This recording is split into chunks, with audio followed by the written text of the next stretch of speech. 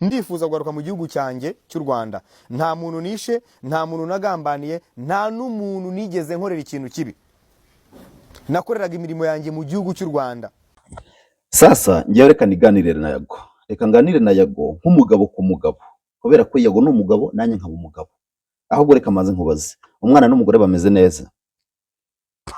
Sasa ngiye nkimara kubona iyi video, hari ibintu natekereje byahise biza mu mutwe wanjye, nibajije ute se Yago yahunze avuga ko ari guhunga abashaka kumwica, yigeze ajya nibura muri RIB aravuga nti ngewe umuntu runaka na runaka bangambaminiye muri ubu buryo ndabimenya, none umugambi uhari nuko bari bunyicira ijoro? Iki gihugu cyacu ngira ngo n'abanyamahanga bajya bivuga ko kiri mu bihugu bya Afurika dufite umutekano. Birababaje, biranatangaje kandi biteye n'agahinda kumva ko amahanga yizera u Rwanda ku mutekano, ariko twebwe nk'abanyarwanda tukaba tudafitiye umutekano igihugu cyacu, cyangwa se tukaba tudafitiye icyizere ku bijyanye n'umutekano w'igihugu cyacu. Icyo mpamya cyo ni kimwe, Yago yaramuka yagiye kuri RIB akavuga uti ngewe uyu ijoro baraza kunyica, ndashaka uburinzi bwihariye cyangwa se ndashaka sekirite yihariye, ibyo bintu bari kubimukorera kubera ko n'umunyarwanda, ni umwene gihugu, ni umwana w'u Rwanda, ibyo bintu bari kubimukorera. Icyo ni kimwe. Ikindi, iyo agenda kuri RIB akavuga uti ngewe abantu aba naba barambangamiye muri ubu buryo, ugatanga n'ibimenyetso byabo,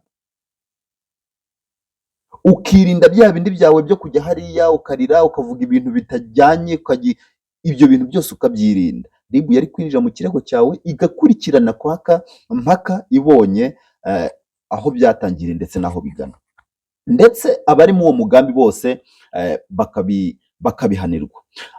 Mu Rwanda cyangwa se mu Banyarwanda ubundi hari ibintu bajya bavuga ngo isazi hari amakosa igikora imaze kwinjira muri wa mutego w'igitagangurirwa, cyangwa se muri ya nzu y'igitagangurirwa. Ubundi ikosa rya mbere ikora nuko iba yamaze kwinjira mu uwo mutego.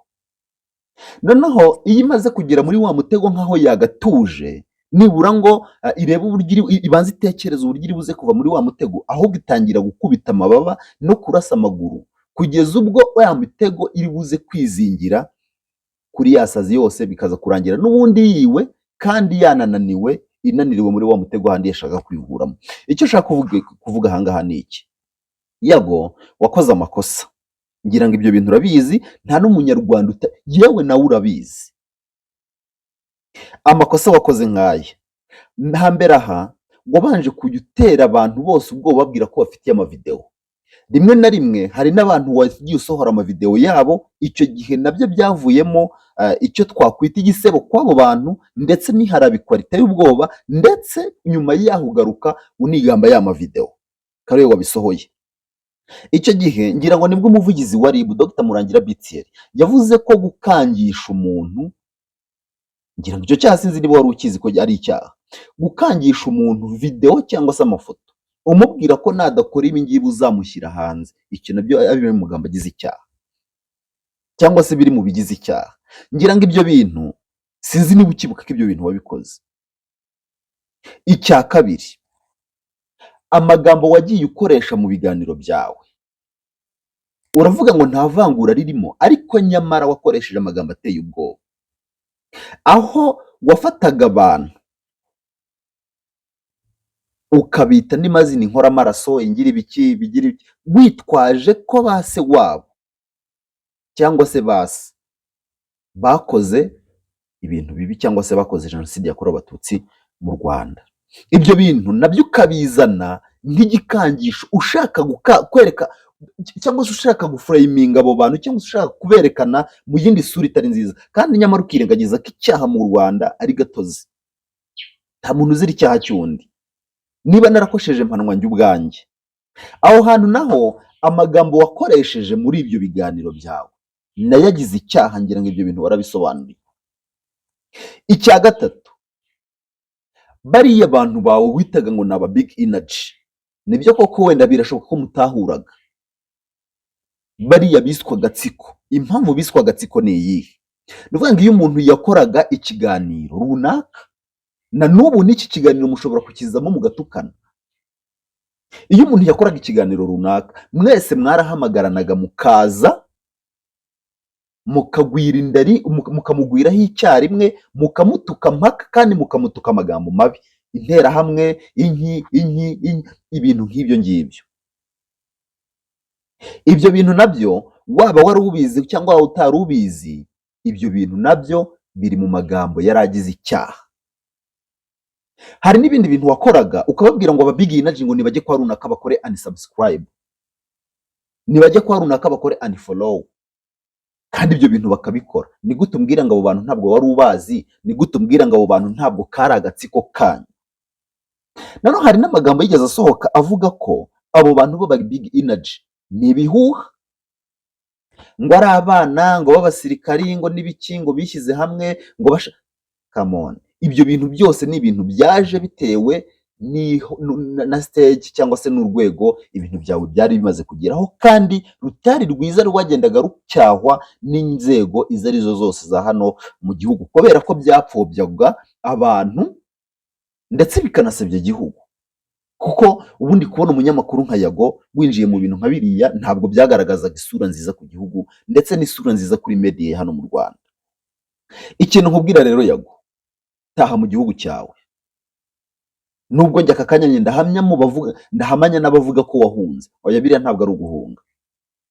Warahunze se ukajya Uganda ugatumira abantu bakaza bakamugakora ibiganiro n'ibiki bakongera bakagaruka, biriya ntabwo ari uguhunga. Njyewe ndakubwira ngo taha ngwino mu gihugu, sibyo? Amakosa wakoze uyaryozwe, ibyo wavuze ubiryozwe. Birashoboka ko banakubabarira, basabwe n'abandi bose, kuko ibyo wabakoreye ibyo bintu urabizi koko mu by'ukuri. Byashoboka ko waza nabo bakongera bakakubabarira, mukisangana, mukongera mukisanzura, mugafatanya kubaka igihugu cyababyaye. Ngwino mu gihugu, ibyo wakoze bitari byiza ubihanirwe, ubundi ubonereho no gutanga ikirego ku byawe nawe uvuga ko warenganijwe.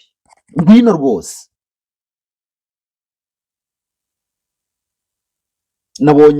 Nabonye umugabo witwa Tycoon ari kukubwira ibintu byinshi. Ziriya nama Tycoon ari kuguha ushaka kuzikurikiza. Icya mbere ureke kwiriza, kubera ko ntabwo uri bucura. Umva ko uri umuntu mukuru, umva ko uri umuntu nk'abandi. Ntacyo nsumbije, ntacyo ngusumbije, twese turangana. Itegeko riravuga ngo aho uburenganzira bwawe burangiriye niho ubwanjye butangirira. Ubwo rero ibintu byo gushaka kwigira ngo inzirakarengane, ibintu byo gushaka kwigira ngo waragambaniwe, ngo wagize ute, wowe ibintu wakoze urabiyobewe. Ese umuntu ajya reka dupange wenda ko abantu bari bafite umugambi, ese ntaho byatangiriye? Ubundi kucyuza n'ibintu ukabiciramo hagati, ntubizane ngo ntuvuge intangiriro yabyo. Wapfuye iki na Sabe? Wapfuye iki na Chita? Wapfuye iki na Tycoon? Wapfuye iki na Brian na DJ Brian? Wapfuye iki na abantu bose mwapfuye iki? Kucyuza nukashaka kwerekana isura yawe nziza, nyamara ntiwerekana aho ibintu byatangiriye. Amashyari mwese mwari muyafitanye. Wikwigira inzirakarengane, wikwigira ngo umuntu warenganye nawe uri umunyamakosa.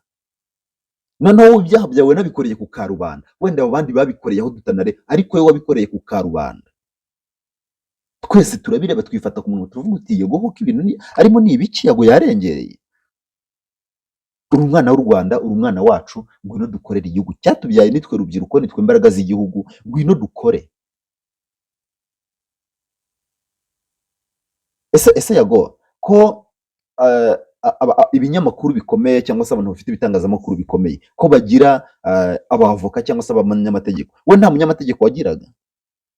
Nibura ngo abashe kukugira inama, kubwire ngo ibintu uri gukora ntabwo ari byo warengereye. Ubaye utamufite naryo ryaba ari ikosa, kubera ko bareba big energy baragushutse pe. Mu Kinyarwanda bajya bavuga ngo umuheto ujya woshya umwambi kandi bitari bujyane. Ibyo koko ni ukuri. Aka kanya uri mu byawe uri gukina izawe, aba big energy bibereye ku ruhande, nta nicyo bibarebaho, ntunabazi nk'uko unabivuga ntubazi. Ariko iyo uza kuba ufite ubwenge, bari abantu bari kureka kugushuka, kuko nibo bagushukaga. Message zabo, commentaire zabo nizo zatumaga wavansa.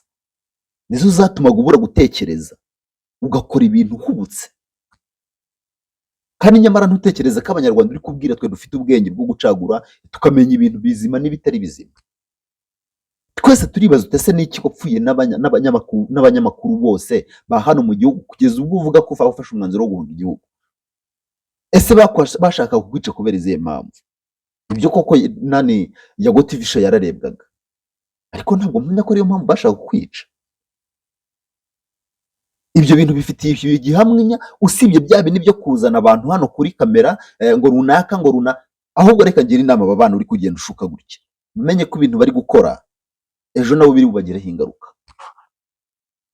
Kuko kwifata ukajya kuri kamera ukavuga ngo ngewe ngo bampaye amafaranga ngo ibyo bintu uze gushaka umuntu uzi amategeko akubwire ibintu uri gukora ibyaha bigize ndetse n'ibihano byabyo, nibwo uri buze kumenya ko ibintu urimo ntabwo nawe atari byo. Turi kujyana, uze gushaka umunyamategeko akubwire neza ibyaha yagari kukwinjizamo ndetse n'ibihano ushobora guhurwa nabyo mu gihe ushobora kuba wahamwe n'icyo cyaha. Ujya kwinjira muri diru za Yago n'abandi, Yago naze ace bugufi, niba ari gutanga ikirego agitange, ariko yere guha inzego z'umutekano azigisha uko zikora akazi. Sinzi niba hari umuntu muri kundeba bigeze bajyana ikirego kuri RIB, hari igishobora kujyana ikirego kuri RIB bakakwereka ko batanakwitayeho, ukababwira ukajya ubona, ariko nyuma na nyuma uza kubona ko ibintu wababwiraga byose babyumvaga. Niko inzego niko iperereza rikorwa, nta gitutu rigira. Baba bafite ubwisanzure bwabo, niba ari umuntu runaka wabwiye baramwandika bakakwihorera byagenze gute, kuzageza ubwo uzajya kubona resulta ya bya bindi wavugaga wowe waranavuye kuri RIB ubona nta cyizere cy'ibyo bintu. Inzego z'umutekano zifite uko zikora akazi kabyo, wowe Yago nta kintu na kimwe uzi ku bijyanye n'iperereza. Tuza rero, niba waratanze ikirego tuza uzarenganurwa niba koko wararenganye, ariko wige no kubaha. Video wakoze kuri Murangira Bitsiyeri, ese utanamwubahiye ko ari umuyobozi wawe, ntiwanakubaha ko ngana so? Ese arakurenganya gushakaho iki? Ese ufite iki Yago?